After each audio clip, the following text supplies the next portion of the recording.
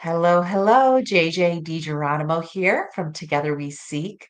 I'm always so honored on the souls that cross my path, and today is no different. I'm with John Thornton.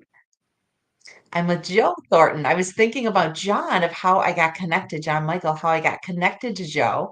I was looking for water at a property that is a spiritual center and wellness facility. And I found him just in my searches, and we've become friends. And in the process, he told me, "You need to meet Joe. Joe is amazing. He has a fantastic new book coming out, and it's somebody that needs to be in your network." And I just love these serendipitous connections. So, Joe, thank you so much for joining me. Thank you. I appreciate it, JJ. I really believe in serendipitous moments and connections. And the fact that you're here with me today is really spectacular because you do work not that far away from me, but you're really creating a place for people and ideas to come together with a spiritual focus. And I definitely want to dive into that for sure. But before we do, I want to talk about your Reiki work. You have recently released a book about Reiki, the realm of Reiki, and beyond. And I really want to talk about how it's Reiki and how did you get involved in Reiki? Oddly, I got involved oddly. Uh, this was probably a good 12 years ago. I was having some sort of problem with my shoulder. I couldn't work it. I was in pain all the time. The doctor couldn't find anything. So, as a last ditch effort, John took me to a Reiki share. And I had heard of Reiki, but I didn't really understand what it was. And a Reiki share is a group of Reiki facilitators who get together socially, but share Reiki with each other so everybody gets a chance to receive. So he took me to the Reiki share, and the host was gracious enough to let me in. And four people, including John, knelt around me while I was in a chair, and each of them put their hands someplace on me. And I was very aware of who was where. And during the session, they had me close my eyes, and I felt a fifth person come up and place what I assumed were his hands on my chest and stomach because they were so large and really cold. And then after a while, the woman in front of me, who was the host, went around and I heard her walk behind me, but that was all I knew. After about 20 minutes, they told me to open my eyes, asked me how I felt, and my arm was completely pain free and fully functional. And I asked, where did everybody go? Where's this fifth person that was here a second ago? And they said, well, there was no fifth person. That was one of your guardian angels. And then I asked the hostess, when she walked behind me, where she went to, because I never felt her touch me again. She said she was supporting the man who was behind me, and she was supported by a line of people behind her. And she noticed that there were two women sticking their heads out in line trying to get her attention. And she described both women perfectly. And one was my mother, one was my stepmother, who had both passed. So that night, I just said, this is insane. I have to know how to do this. I have to understand this. So I started studying right then. Mm, And it's led me That is, all this way. that is amazing. And, I always say this because it's been said to me so often that our messes become our message. And I feel like we are often activated in ways through pain or sorrow or tragedy that we are activated at levels that we couldn't humanly do on our own, that we have like this group of souls that we can see or not see that really activate us. So I love the idea that was that your first activation at a Reiki share? Yes. First experience I Mm. ever had with it. And how long ago was that? That was a good 12 years ago. Hmm. That's amazing. That's amazing. And can people find Reiki shares easily? Is that something that's pretty prominent in different Not cities or? not really. It's basically intended just for other people who are trained in Reiki. So me, as somebody who hadn't been at that time, I was an outsider, and it was very unusual for me to have been let in. But the hostess was very kind. Mm. And like I said before, it's meant as a chance for the people that share Reiki to receive it as well, rather than continually offer it. You know, Mm. it's a selfish kind of thing, a community self healing situation. Mm. I have one that we do periodically here in Youngstown. Um, we've took some time off for the we always take time off for the winter season because we can't count on the roads and the weather. But Reiki shares are a lot of fun. They are very, like I said, they're very social, but they're very healing too. Mm. So you go on this Reiki journey, and what other transformations did you experience beyond your shoulder? Because I'm sure if you started to dive in, and now you have Yes, a book about it, I mean, you really dove in. yes. I, I, I don't know if it's head first or feet first, but I went completely in. The first thing I Right. really experienced was a severe detox, and it manifested in a very unique way. For the better part of probably 6, 7 months, I was insatiably thirsty all the time. Water wouldn't do it, soda wouldn't do it, milk wouldn't do it, nothing helped except fresh squeezed lemonade. I would go through like 3 pitchers of lemonade a day for a good 5, 6 months. So that was my physical manifestation of the beginning of the changes. After that, I just got more and more curious as to what was actually happening during sessions. So I started taking notes, talking with my clients, anonymously, of course, and I let them know I was going to make notes, but it was only for myself. What experiences did they have while we were working together? And one person said they continually saw eagles. And the very next day, when I was doing my meditation, I asked if I had any additional Reiki guides that would come to me. And what came was a golden eagle. So her vision was my reception. So it was coming through to me through her. I also had a client once who said she felt she could see Jesus in the corner of the room waiting. So that just made me more and more intrigued by the connection to the energy and to the universe and to our higher selves. So I kept pushing my education. Well, and it's amazing too. I want to back up a minute and just talk a little bit about what is Reiki, but this is not something that you didn't come out of the medical field, right? You were No, in journalism, you were an entrepreneur, but you had the shoulder pain that then drove you to seek healing because the doctors and people you were visiting, nothing was happening. And you that's right. trusted a friend, you've trusted your partner to just go and get healing on your shoulder. And then you start doing Reiki. So, how do you describe Reiki? Reiki to me is it's the energy that binds us all together, not just communally and socially, but physically, our atoms. It's the energy within the universe, and we are all comprised of it.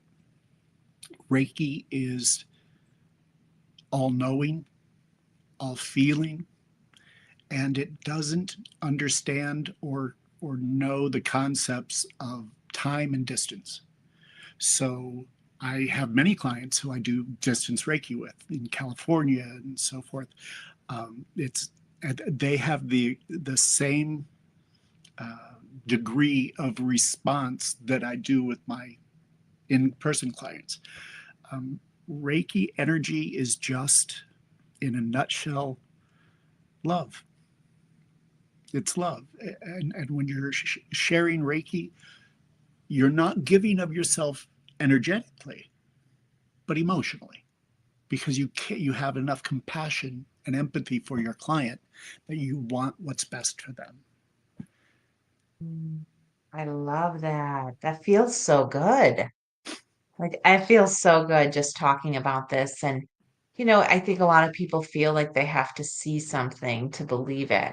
And I feel like we all, not all, but many of us get to a point where we're in need of something bigger than we can explain, and people that are open to other levels of healing and ancient wisdom. There's so much to discover about ourselves and others when we allow ourselves to be part of these experiences. Hmm. I find that one of the things that that can hinder people from experiencing these things on a deeper level is they let their mind go and they don't stop. They don't quiet themselves. So my personal mantra when I'm about to share Reiki with a client is help me to just shut up and listen and do what I'm told. The key is to Um, just let go and be present. mm. I love that. And when I've done a ton of energy work, I had situations in my life that I had nowhere to turn, and I ended up just being really open to what crossed my path. And I would always tell people, I'm clearing out my vessel from what is no longer serving me so I can be a light for myself and others. And I feel like when you start to do this work, you realize that is our job. That is our job, is to illuminate in a way that helps and attracts and empowers others. Yes, absolutely. The point of a Reiki session generally is to help somebody in some form of healing, whether it's physical, emotional, spiritual. And you can't do that if you don't have a passion for wanting to be of assistance, to want to see this person bloom and thrive. Mm. Same with animal Reiki. You have to come with utter compassion and love. You have to. It just Mm. it makes it pure, it makes it stronger, and it makes it much more intimate and personal for you, and very Mm. rewarding. Very rewarding. I've always Mm. actually thought of doing Reiki as being very selfish. While I'm physically not gaining anything, boy, it makes me feel good though. It just feels so good to have somebody sit up from the table and smile and say, "Oh my God, Mm. that was wonderful. That was an amazing experience." There's very little that I find more rewarding than that. I think that means you're in your gift. Like when you're in your gift, you would do it for free and it feels like you're getting the benefit. That's how I feel out of these conversations. I walk away from them so illuminated and with so much love for people and so much hope for what's ahead. Yes, and energized, emotionally Completely. energized. Yes, definitely energized. So how do you put this into a book? I mean, congratulations first on your book. Thank Came you. out in the fall of last year. It's beautiful, and I love the Thank you. colored copy, and there's a price point for everybody, but it is just so gorgeous. So how do you put this into a book, and how did you decide what to put in the book? That was the hard part. Putting it together actually wasn't. I've been teaching Reiki for quite some time, and that's one of my favorite things to do is to teach. Uh, what I would do was write handouts, basic stuff, hand positions for Reiki, things like that, and I'd give those to my students. But we would just talk. The class is a conversational, one-on-one, frequently, and they could ask all the questions they wanted about anything. But I would have a structure so I could get them from point A to point B. You know, and eventually I just fleshed more of those discussions out, and that's how I ended up coming up with putting the book together. But what I chose to put in and not put in was the hard part. I didn't want to do what other Reiki manuals have done, including the one I was taught from. I respect that writer very much. I respect the book. I used to teach out of it, but there are aspects of it I just couldn't completely get behind. It made me a little uncomfortable. So I was able to pull some of that out and dive in a little deeper, and ensuring that everybody understood that Reiki is for everybody. It is not to be segregated in any way from or for anybody. But what I wanted to do more than anything was add into it the things that I never found in other Reiki books, such as how do you start a business? What do I need to think about? Um, then details about, well, I understand the chakra system fundamentally. How do I work with that? So I've got special sections on that, including tear out cheat sheets that you can take with you. But most importantly, I felt there had to be more than just run-of-the-mill Reiki. This is what you do, and then this is all you ever do. And I had studied several other energy healing modalities, including shamanic healing. And a lot of the things from those other areas felt like they connected to Reiki perfectly. So I incorporated those into my practice, but that's also what I teach. Okay, you've gotten this much of an education in Reiki. Let's show you how much farther you can go just with this level. Rather than just a dead stop, there's a lot more gray area here to walk into. And that is why I called the book Reiki and Beyond. I've given you Reiki, but I'm giving you a lot more too, a lot more energetic process, energetic practices to follow through with your clients and yourself too. And I just love it because it's a practical journey into the realm of Reiki, as the subtitle. And I think that for so many people who have spiritual gifts, they often do need to know the other aspects of how to mobilize those in the world. And the fact that you've included best practices on how to get a business started or how to run a business, I think is so important for people because so many of the creative spiritual souls need guidance in that area. Yeah, when I had gotten my first attunement at Reiki level 1, I felt very empowered and I really wanted to get out there and do stuff. But then I thought, what do I do? What do I do now? How do I get there? And I felt just thrown to the wolves, as it were. And I wanted to soften that blow a little bit for my students and for the people that read the book. And like I said, I wanted to do practical things that I hadn't seen anybody else do. Like there's an extensive area on how to work with chakras. But I also put those in the back of the book as cheat sheets you can take out and take with you so you don't have to lug the book with you, and I did the same for how to pass along attunements. So you can, hopefully people that use my book as a teaching tool will do a class similarly to my method, which is not sit down and read the book, because you don't need me to read a book to you. You've got 2 eyes, you can handle it. But we talk about it. I share my experiences, I share my knowledge, and you can ask me anything and we'll just hash everything out. You, though, can take the book home and read it on your own. You don't need me for that. So I wanted it to be a very hands-on, practical experience. That is so beautiful. And I think practitioners all over the world can benefit no matter where they are in their business. And also, I think there's so much value in learning from each other and having ways to connect and talk about what's working and what's not. Because many practitioners that have so many gifts with their hands, their mind, any of their chakras, like there's a lot to it. There's a lot to it. And in creating a journey for people is so powerful. Yeah, if you go to a psychic fair and you see different energy workers, they all work completely differently.